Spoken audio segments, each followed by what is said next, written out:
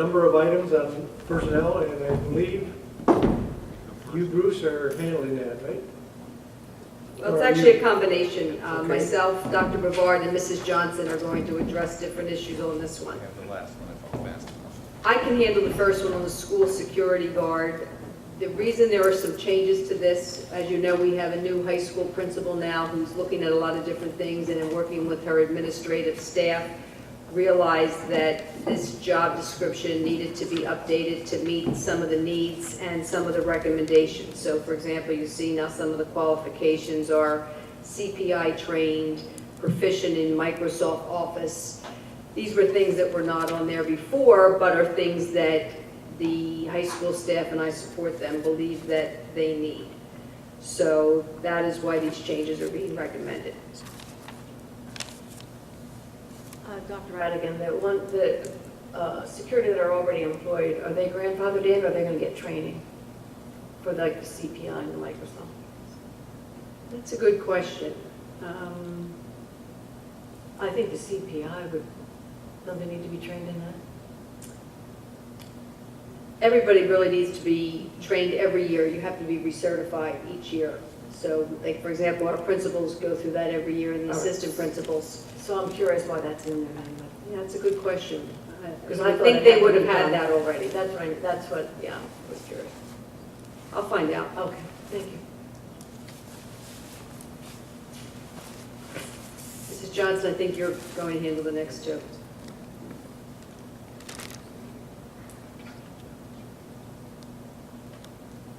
Okay. The maintenance stipends that appear on your report this evening are based on the collective bargaining agreement that is in status quo. These are the same rates and amounts that we've been working with for the last number of years. So we're just asking that for the collective bargaining agreement that we award the stipends as listed.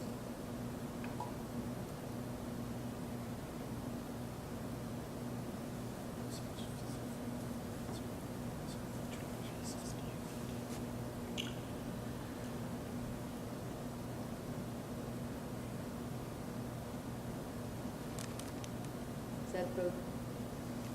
That was both 2 and 3? Well, that's number 2. Okay. Because the CBA is only for the maintenance folks.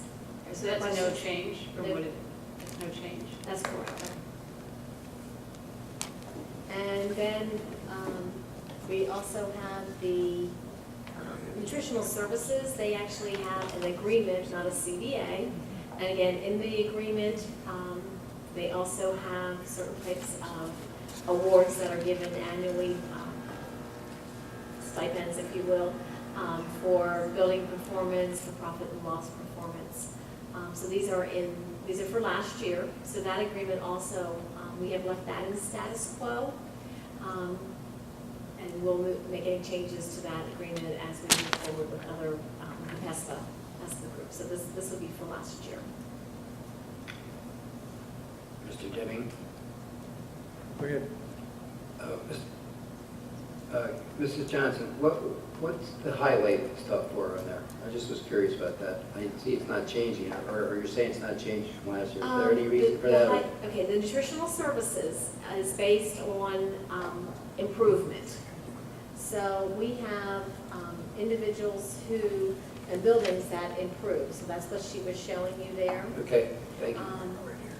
Same way with profit and loss. She shows you the buildings that are receiving the merits.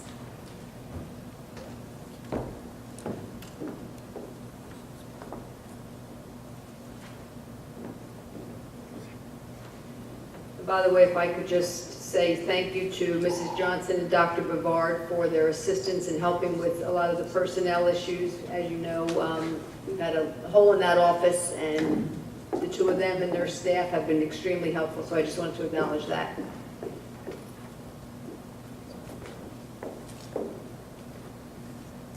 And then I think, Dr. Bavard, when you have a moment, you're on for the next one to explain about the extra .2 ESL.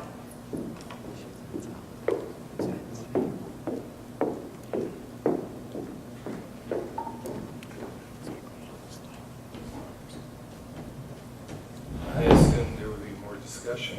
Beat your real time. I like it. Who is timing me? This is a request similar to one that I asked the board to consider about a month ago.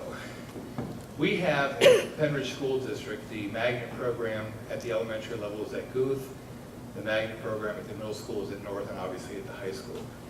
There are situations that have already occurred one time where a student who is dual identified with a special ed need cannot be served with their disability at that same school.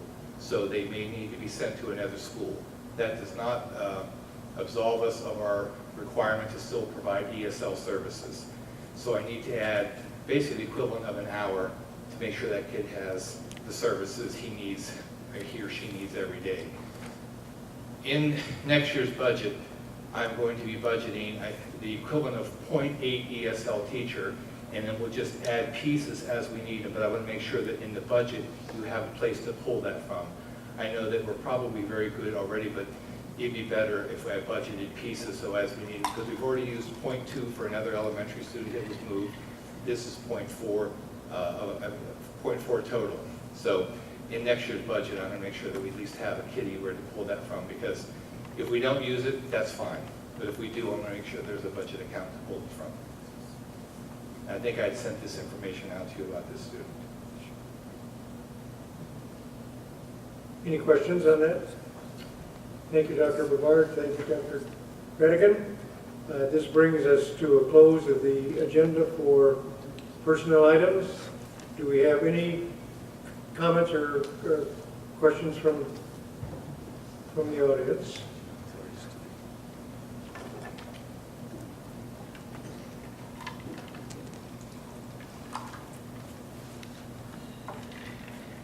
Good evening, Diane Herring, Hilltown Township. I was wondering if someone could just clarify for me. I don't think you're on. Oh. Better? There it is, okay. I was just wondering if someone could clarify for me the superintendent's report you just voted on and the discussion that you just had with the job description for security. I noticed that the security position here is vacated for 2 months, it appears. I was wondering, are we putting in an interim replacement because there was none listed on here, and if that was related to the change in job description? Because it's somewhat concerning if there's a 2-month gap with no security guard. The administration is going to fill that position for the interim. Okay. And that was not related to the change in the job description. Okay, thank you. Are there any other comments? Thank you very much. We will now close off this meeting, and Mrs. Miller, you've got it.